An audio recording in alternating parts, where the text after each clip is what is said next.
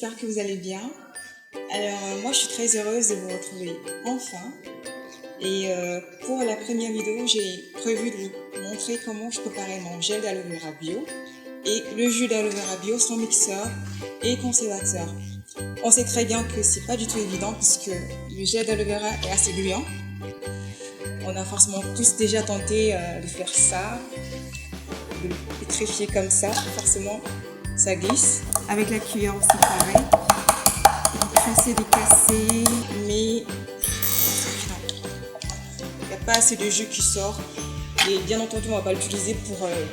voilà quoi. Mais en cherchant, j'ai trouvé une astuce plutôt facile. Et c'est exactement ce que je vais vous montrer.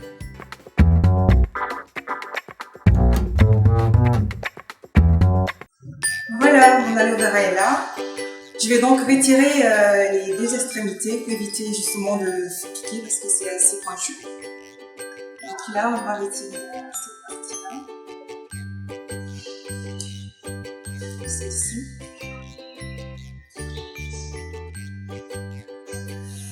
Puis la partie supérieure.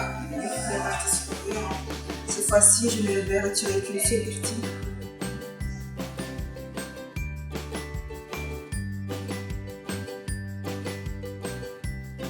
Donc, il se présente comme ça. On voit très bien que l'autre face, je ne l'ai pas retiré du tout. Et c'est important pour moi, ça va nous éviter justement cette phase gluante et glissante. Je vais retirer tout simplement.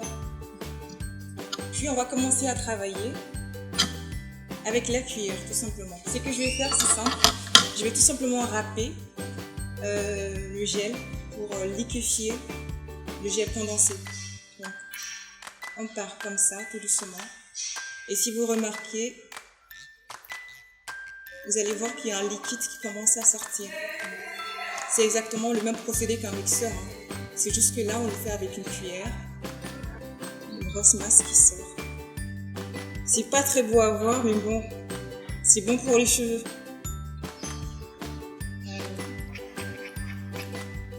Je pense qu'on en a assez. Donc voilà.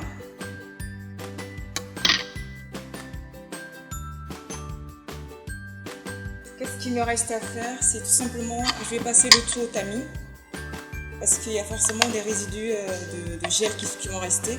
Et vu que je ne veux pas que ça reste dans mes cheveux, je vais tout simplement utiliser un tamis pour passer le tout. Alors, comme ça.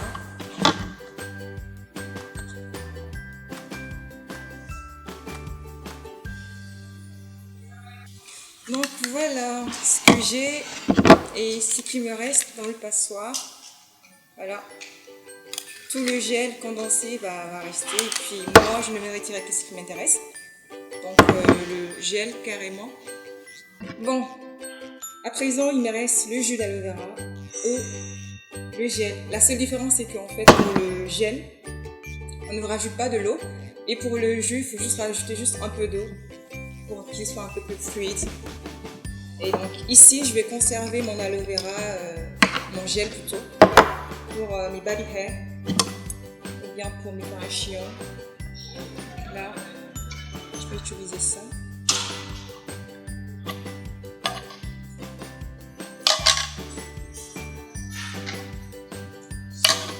Si j'ai un ciseau, je fais ça.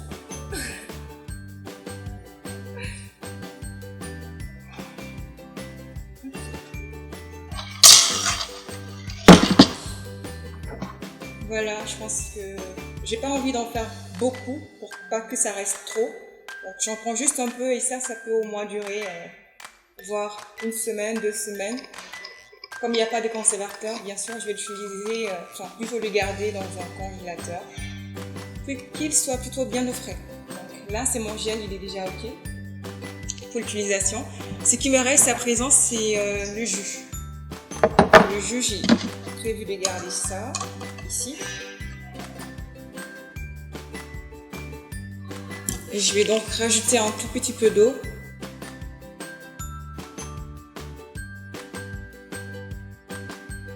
Et fermer tout simplement. Et c'est cool.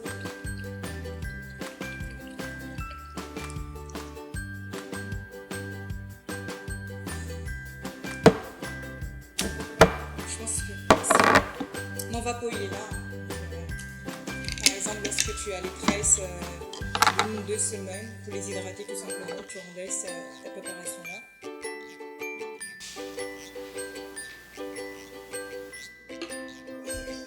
Et si vous voulez rajouter un peu plus d'eau, faites-le parce que les cheveux crépus adorent l'eau.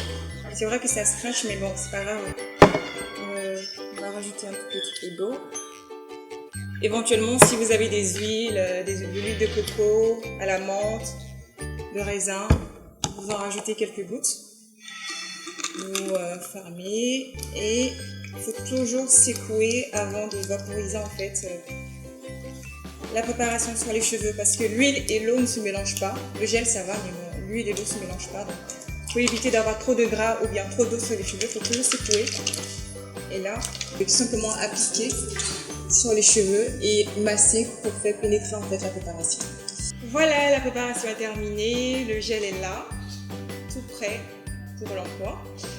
Et le jus aussi, pareil. Hein, donc, comme je disais tantôt, vu qu'il n'y a pas de conservateur, vous pouvez conserver votre gel au congélateur pendant 2 semaines maximum et l'utiliser. Il faut veiller à bien fermer par contre. Il faut penser à bien fermer par contre et pour éviter justement qu'il y ait trop d'air qui entre.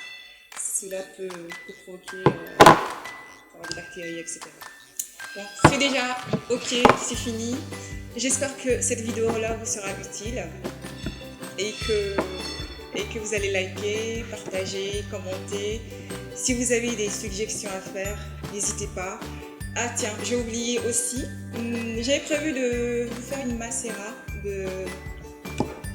pour vous montrer comment préparer en fait de l'huile d'aloe vera bio. Et si vous êtes intéressé, dites-le moi, comme ça je vous montrerai en fait le procédé, comment ça marche. L'huile est tout aussi bon que le gel. Et sinon faites un tour sur la page Abba, Astuces Beauté Africaine. Ben voilà, cette vidéo a été réalisée en partenariat avec Crepirol et Social Input. Et j'espère que vous allez apprécier. D'ici là, moi je vous donne rendez-vous prochainement pour d'autres astuces, d'autres vidéos plus intéressantes que celle-ci. Au revoir.